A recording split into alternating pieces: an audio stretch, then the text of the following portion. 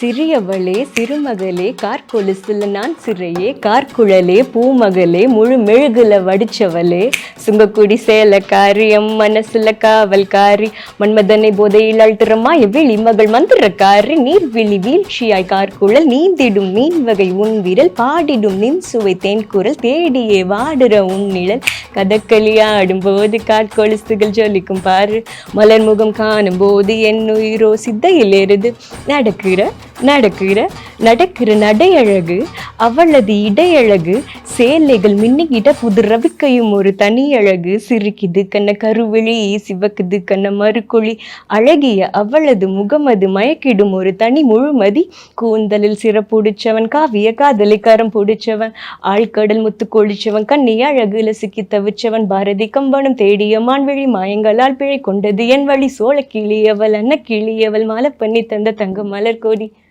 S பா அப்ப புரியல இப்ப புரியுதுன்ற மாதிரி எப்படி வந்து சிங்கிள் டேக் ஆர்டிஸ்ட் நாங்க இது வாங்குனீங்கன்னு எனக்கு தெரியல பட் இப்ப எனக்கு புரிஞ்சிருச்சு. One best experience. நான் படிப்பேன், எல்லா கமெண்ட்டும் படிப்பேன், எல்லா கிரிட்டிசிசம் மெசேஜ் எல்லாமே படிப்பேன். ஓகே, அது கரெக்டா தப்பா அப்படின்னு நான் யோசிச்சு பார்ப்பேன். சில இது நான் தப்பா பண்றதையும் சொல்லியிருப்பாங்க, அதை நான் மாத்திக்குவேன். ஓகே, அதை நான் மாத்திக்கணும். அதை நான் ஹர்ட் எல்லாம் ஆக மாட்டேன். ஓ இது தப்பா இருக்கு போலன்னு யோசிச்சு பார்ப்பேன், தப்பா இருந்தா மாத்திக்குவேன்.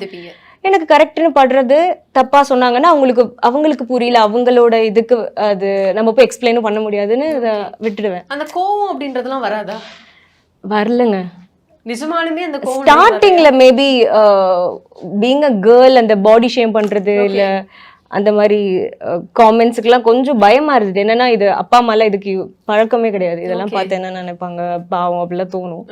பட் இப்போ இல்ல. இரிட்டேட்டிங்கான ஜட்ஜ்மெண்ட் ஃபார் அவுட்ஃபிட்டை வச்சு கேரக்டரை வந்து ஜட்ஜ் பண்றது அது தப்பு. ஓகே, மோஸ்ட் ஃபியர் எலிமெண்ட்னா என்ன? எப்பவுமே நான் யோசிக்கிறது என்னுடைய ஓல்ட் ஏஜ் நினைச்சு எனக்கு பயமா இருக்கும். ஏங்க? அப்போ கூட இருக்கிறவங்கலாம் இருப்பாங்களான்னு தெரில, உடம்பு சரியில்லாமல் போயிடும், நம்மளை பார்த்துக்க முடியாது. அப்போ நம்ம என்ன பண்ணுவோம் அப்படின்னு இப்போ இருந்தே நம்ம பிளான் பண்ணணுமா? திடீர்னு பெட்ரிடன் ஆனாலும் நம்ம என்ன பண்ணுவோம் அப்படிங்கிற பயம் எப்பவுமே இருக்கும் எனக்கு. ஸோ ஹஸ்பண்ட் முன்னாடி இறந்துடலாம், பசங்க அவங்கவுங்க லைஃப்ல பிஸி ஆயிடலாம், ஒரு தனியா இருக்க வேண்டிய ஒரு சிச்சுவேஷன் முதுமையில் தனிமைன்னு சொல்லலாம். அது நினைச்சு எனக்கு பயமா இருக்கும். தமிழ் வார்த்தைகள்லாம் அப்படியே அக்கக்க பிச்சு வைக்கிறீங்க. எந்த ஊருங்க? ஒரு திண்டுக்கல்ங்க ஊரு. உங்களை மோட்டிவேட் பண்ற ஒரு விஷயம், உங்களை பூஸ்ட் பண்ற ஒரு விஷயம்னா அது என்ன லைஃப்ல? பட்ட அவமானங்கள். ஓகே.